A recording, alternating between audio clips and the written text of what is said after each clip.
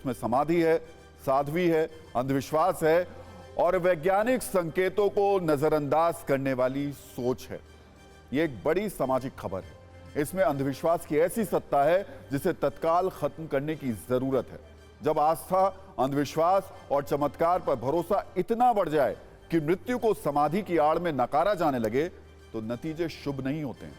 ये कहानी है साध्वी आशुतोषंबरी की, जिन्हें लेकर दावा किया जा रहा है कि वो पिछले 33 दिनों से समाधि में है। दावा है कि लखनऊ के आनंद आश्रम में वो समाधि में बैठी हुई हैं। 28 फरवरी को साध्वी के वापस लौटने की डेडलाइन थी, यानी समाधि और मृत्यु के बीच सत्य की लकीर खींचने वाली डेडलाइन गुजर चुकी है, क्योंकि आज 1 मार्च है और साध्वी के शरीर से जुड़े मेडिकल साइंस वाले संकेत इशारा कर रहे हैं कि उनके लौटने का अब कोई चांस नहीं है। लेकिन अंधविश्वास की हथकड़ी हाथों में नहीं, सीधे दिमागों पर लगती है। साध्वी के शिष्य किसी भी कीमत पर यह मानने को तैयार नहीं कि साध्वी समाधि से लौटेंगी। इस सब के बीच सवाल उठ रहे हैं कि 33 दिनों में समाधि में बैठी साध्वी आशुतोषंबरी जिंदा हैं या मृत हैं। डेडलाइन के खत्म होने के 48 घंटे बाद भी साध्वी क्यों नहीं लौटी हैं? लखनऊ के आनंद आश्रम में साध्वी की समाधि पर कब तक सस्पेंस रहेगा? अगर विज्ञान की कसौटी पर परखें तो 33 दिनों से समाधि में जिंदा होने के दावे का सच क्या है? अनुयायियों का दावा है कि साध्वी बहुत जल्द लौटेंगी। ये आस्था है या फिर अंधविश्वास है? क्या समाधि के 33 दिन बाद भी किसी का जिंदा रहना संभव है, खासतौर पर तब जब सारे मेडिकल संकेत यही हों कि अब लौटना संभव नहीं है? अब क्या साध्वी का समाधि से वापस आना संभव है? क्या आस्था के नाम पर अंधविश्वास का अनलिमिटेड खेल हो रहा है? ऐसा कब तक चलेगा? क्या साध्वी के शरीर को इसी तरह जबरदस्ती आस्था का केंद्र बनाकर तमाशा चलता रहेगा? साध्वी के सच को दुनिया के सामने लाने के लिए टीवी 9 भारतवर्ष की टीम लखनऊ के उस आश्रम में पहुंची जहां पिछले 33 दिनों से साध्वी समाधि पर है, जहां अंधविश्वास को आस्था और समाधि जैसे शब्दों से ढकने का बड़ा खेल चल रहा है। इस राज से पर्दा हटाने के लिए टीवी 9 ने साध्वी आशुतोषंबरी के परम शिष्य आशुतोष अंबर से बात की, जो पिछले 33 दिनों से हर वक्त साध्वी के पास हैं। उन्हें लेकर दावा किया जा रहा है कि वो साध्वी के समाधि में लीन शरीर को अपनी गोद में लेकर बैठे हैं। पहली बार कैमरे पर आकर आशुतोष अंबर ने सभी सवालों के जवाब दिए हैं। साध्वी वापस आएंगी, वो किसी भी दिन किसी भी समय आंखें खोल देंगी। साध्वी एक मिशन के लिए गई हैं, मिशन पूरा होते ही वापस जरूर आएंगी। साध्वी का मिशन है आशुतोष महाराज को वापस लाना और विश्व कल्याण और विश्व में शांति लाना।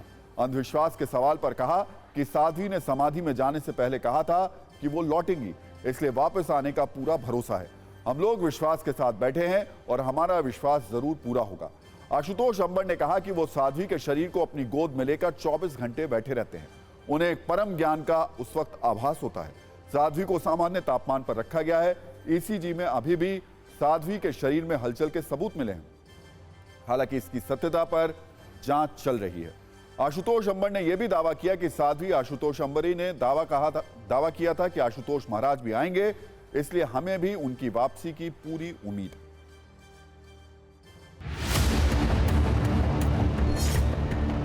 समाधि में पूर्णता जाने का समय हो चुका है।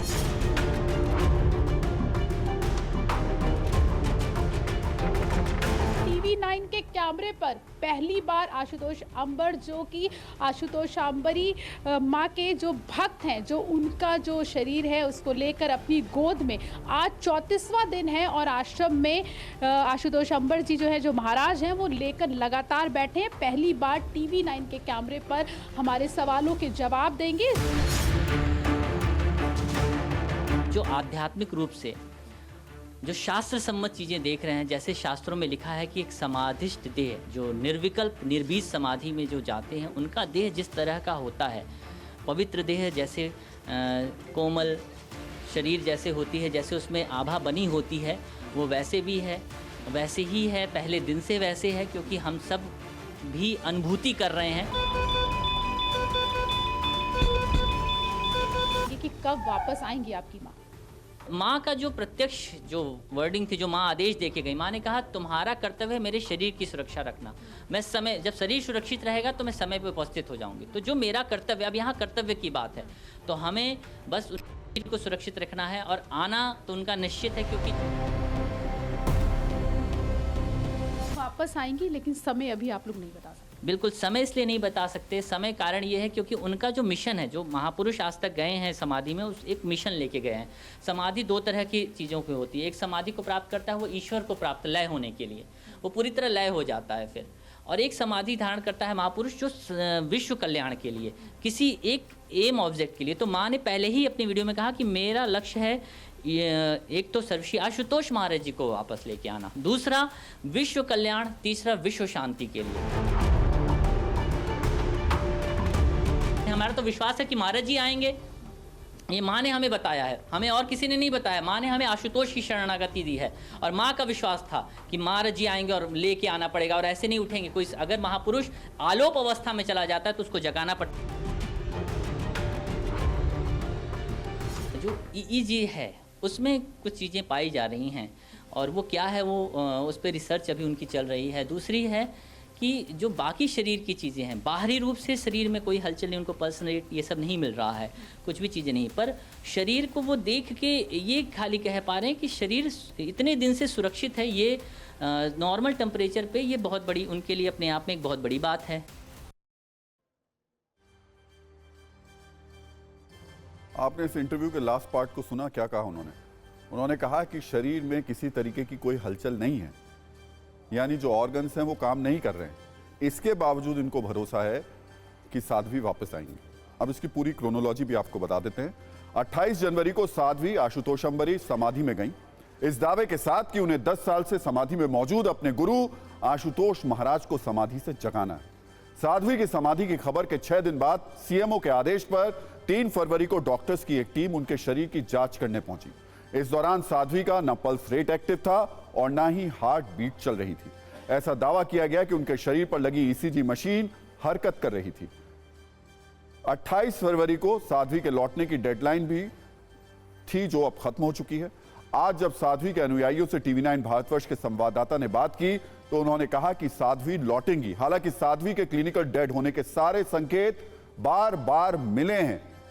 सवाल यह है कि विज्ञान के आधार पर क्लिनिकल डेड होने के बाद भी किसी व्यक्ति के शरीर को कब तक इसी तरह अंधविश्वास के आधार पर रखा जा सकता है?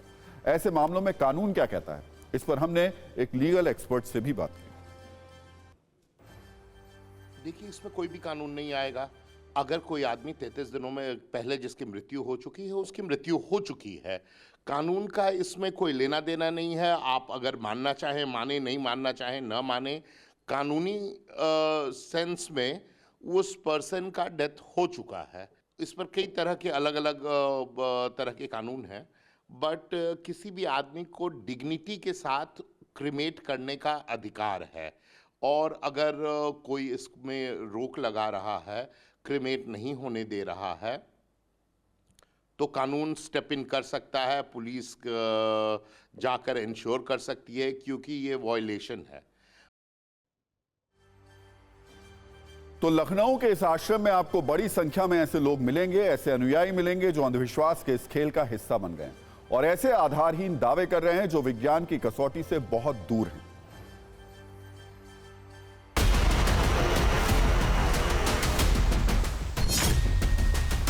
आज 34वां दिन है समाधि का। हालांकि आज जो यहाँ पर जो शिष्य थे उन्होंने ये डेडलाइन दी थी कि 1 महीने के अंदर जो माँ है वो वापस आ जाएंगी, लेकिन 1 महीने का समय पूरा हो चुका है और माँ समाधि से वापस नहीं आई है।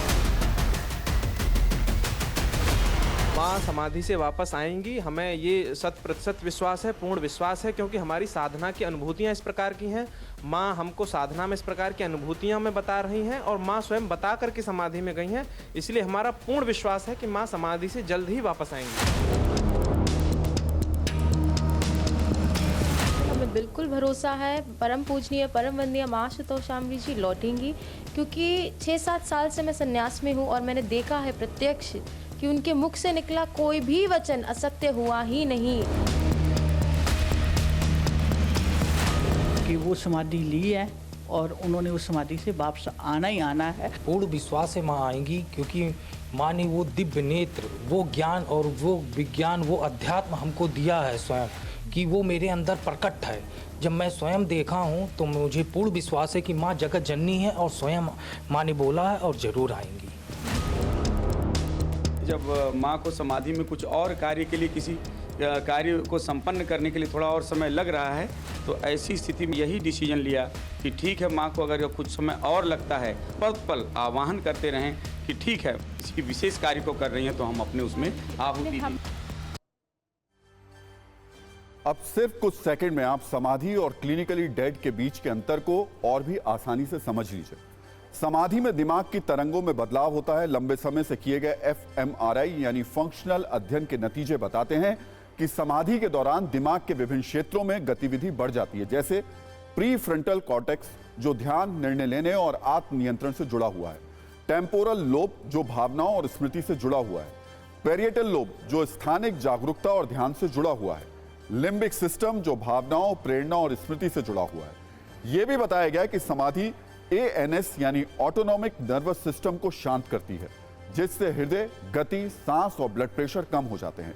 यह भी कहा गया कि समाधि एंडोर्फिन नामक रसायनों के स्तर को बढ़ाती है, जो दर्द को कम करते हैं और खुशी की भावना पैदा करते हैं। कुल मिलाकर विज्ञान समाधि को दिमाग की गतिविधि, नर्वस सिस्टम और शरीर में हो रहे परिवर्तन के रूप में समझता है, लेकिन इस परिवर्तन में भी विज्ञान मृत्यु के संकेतों का ध्यान रखता है और क्लिनिकली डेड व्यक्ति को समाधि में लीन नहीं मानता है। वैज्ञानिक अब भी इस अवस्था के विभिन्न पहलुओं का अध्ययन कर रहे हैं। वो ये जानने की कोशिश कर रहे हैं कि लंबे समय में इसका क्या प्रभाव हो सकता है और क्या अलग अलग लोगों पर भी इसके अलग अलग प्रभाव होते हैं।